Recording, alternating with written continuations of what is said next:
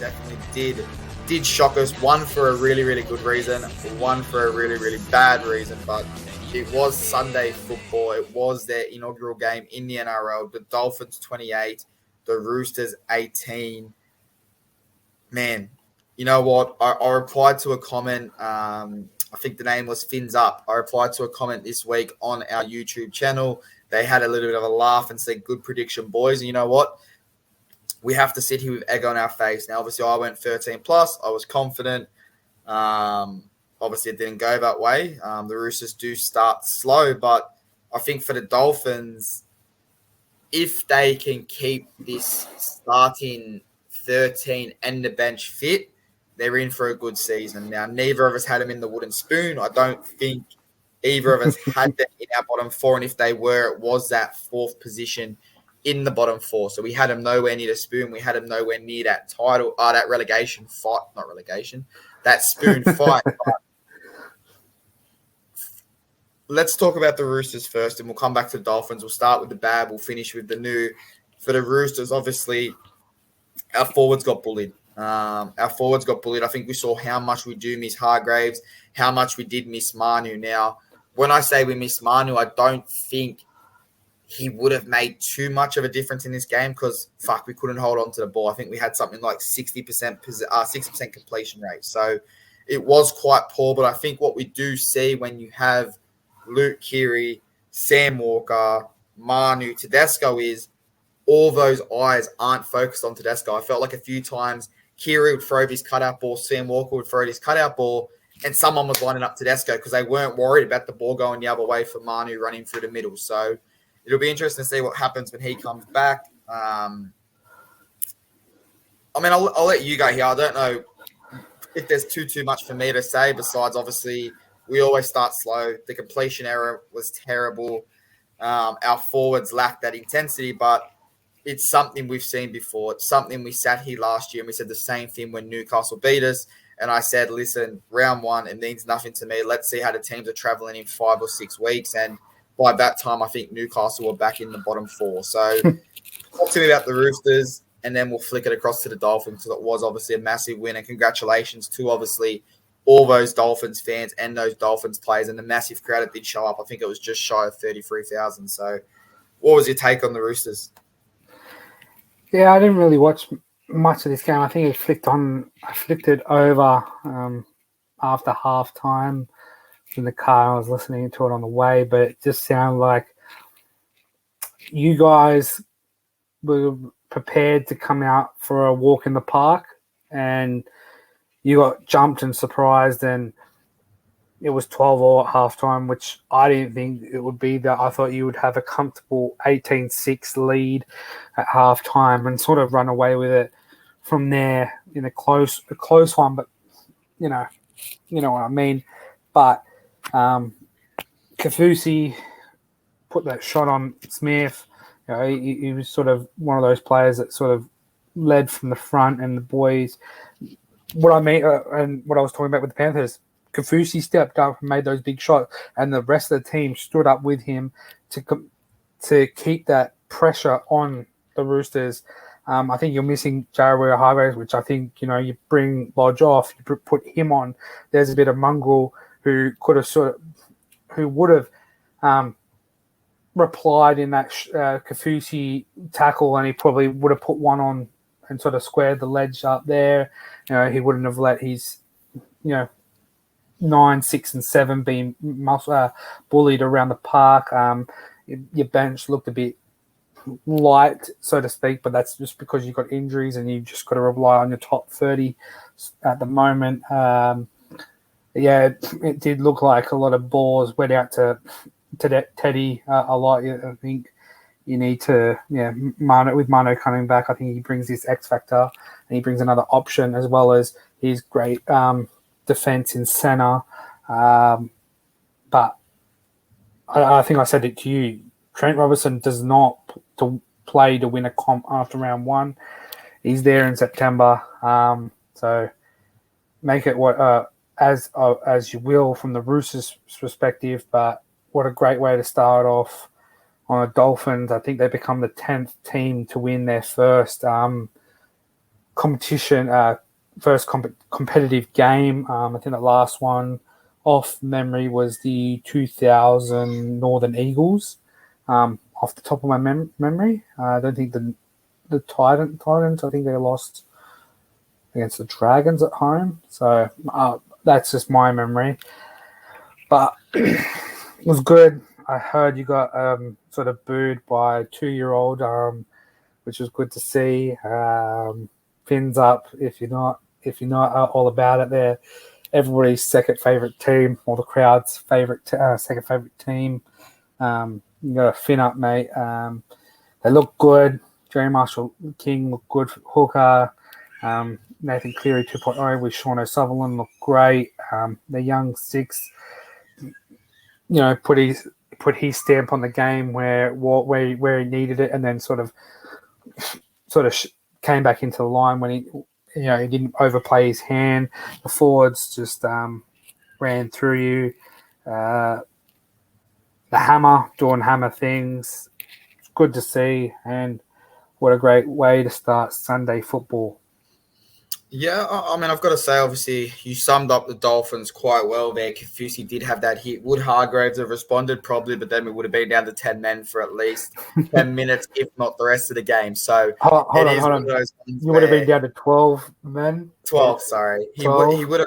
He would have put a massive hit on someone, but who knows if it would have been legal, and who knows if he would be playing for the next couple of weeks. Obviously, he still isn't back from injury, but it is what it is. Like you said, the bench was a bit weak. We still have Tupanua to come back. We still have Manu to come back this week. Hargraves to come back. So you bring those players back, you start to get a stronger bench. So again, like you said, I've got no real issues with this. It was embarrassing to cop this result.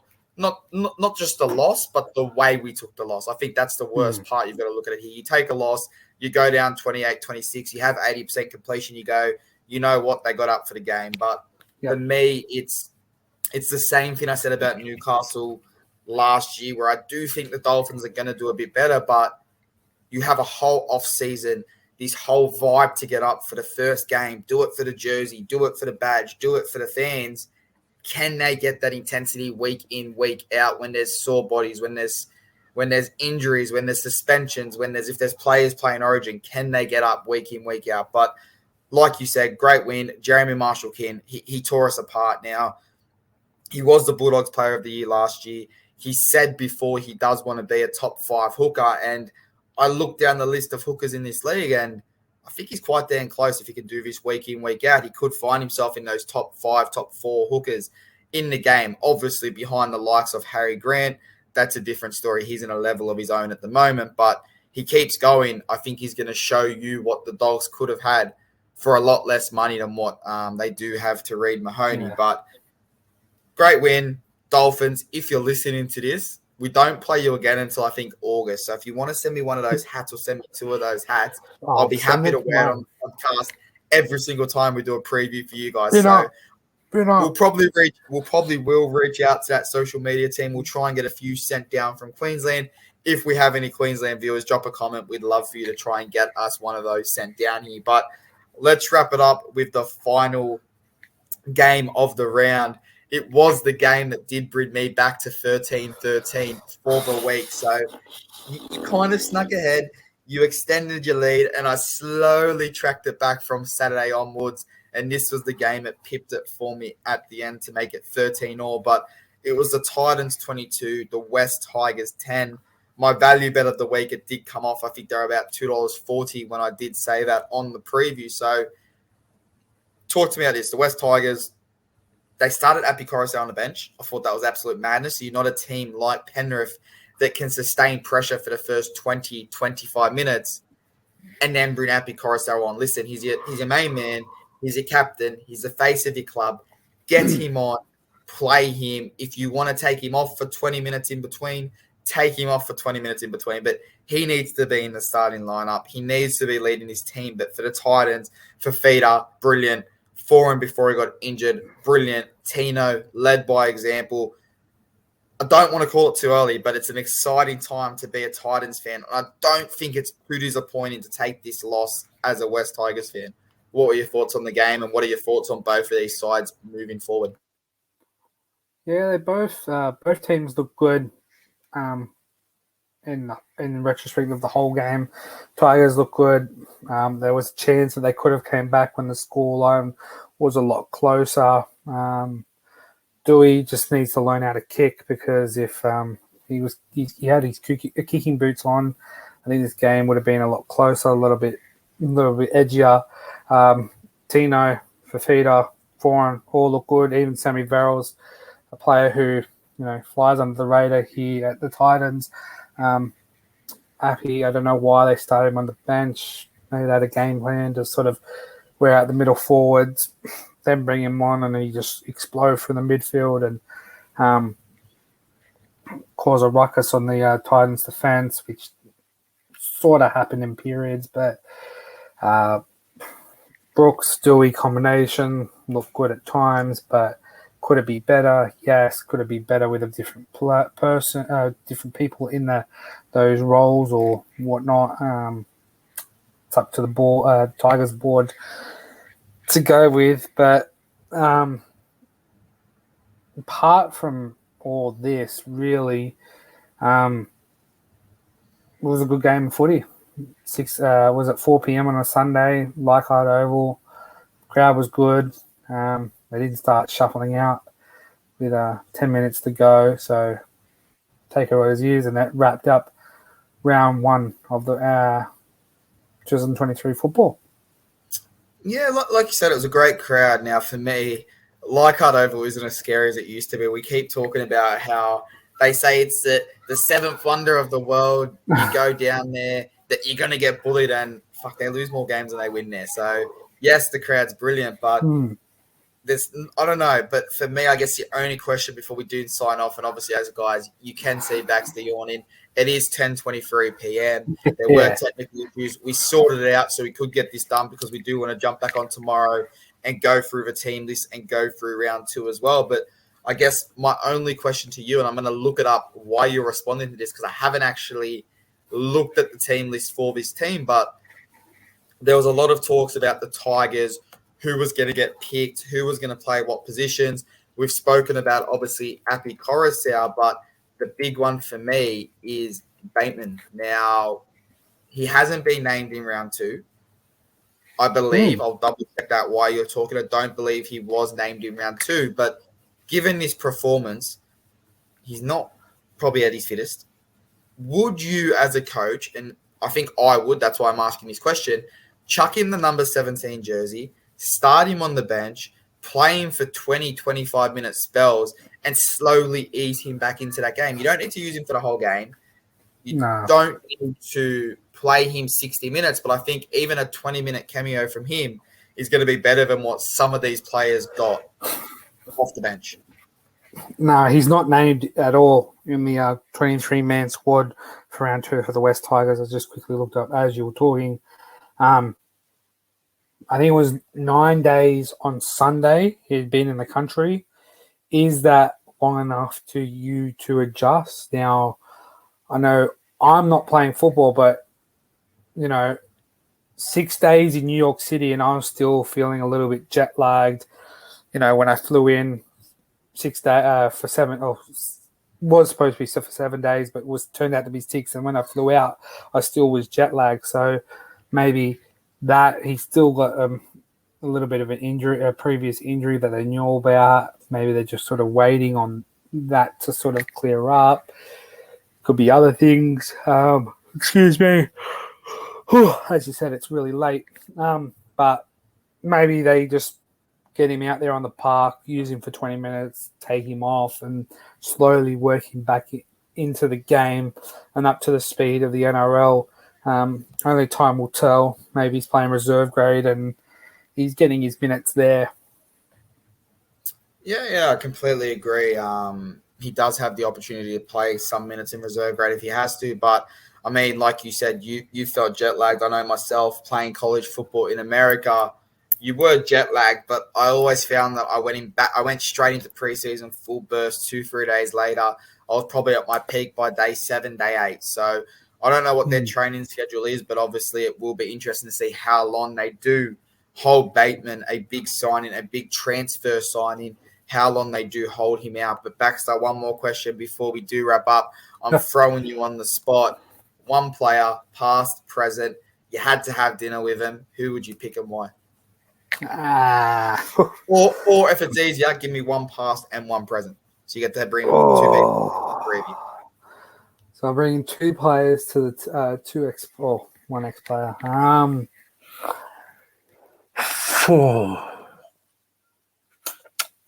I'm picking Arthur Beetson. Just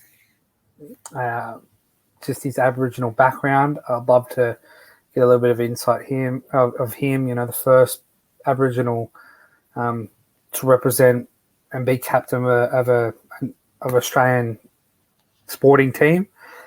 Would love to just hear him talk and just me listen to him. And a current player I would like to listen to at the moment, maybe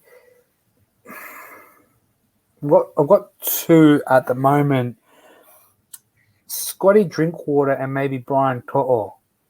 Maybe one of those two players can come. I know Drinky loves a drink, but To'o's a little bit off in the end, but just I lean more towards To'o, just, from the Mount Druitt area. I used to live not that far away from Mount Druitt, and so do you. So love to know his struggles before cracking NRL. Yeah, 100%. I think if me, I'm going to pick obviously a Roosters player, given I'm a Roosters supporter. I think it'd be an absolute crack up to have dinner with Brandon Smith and just kind of listen to some of his, I guess, the best stories he could tell. But like you said, if you're going to look at a current player, jokes aside, someone you really want to listen to, someone you really want to hear. I'm trying to have a think here. This is actually a tough question. Oh, sure. Like I said, I think I'd go with Smithy, but I think if I had to think of a player that's probably going to lead me in those kind of directions of how good they're going to be, I think I'd have to go for someone almost by the likes of Kieran Foran, not because he's the biggest player out there, but he's been to so many clubs. It'd be interesting to see these coaches he's been under, the philosophies they've implemented, what's different, what changes from club to club. But as an ex-player, like you said, you've got the alpha beats, and that was kind of a hard question. I was only going to give you one current player, but I thought I'll chuck in a past player. But you know what? If we're going on that theme of who would be an absolute crack up to have dinner with, chuck me Bo Ryan, chuck me the cheese, and I think I'm in for a very, very good night there. But Baxter, it is 10:30. I don't know if you heard the ding go off on my clock, but it is 10:30. I've still got to have a shower. I've still got to prepare stuff, obviously, for tomorrow's podcast. So we'll wrap it up there. We will release this in 4 parts, maybe 3. We'll have the Thursday night games, the Friday night games, the Saturday and Sunday, just because I don't think many people are going to sit for a 52-minute podcast. But Baxter, thank you for joining.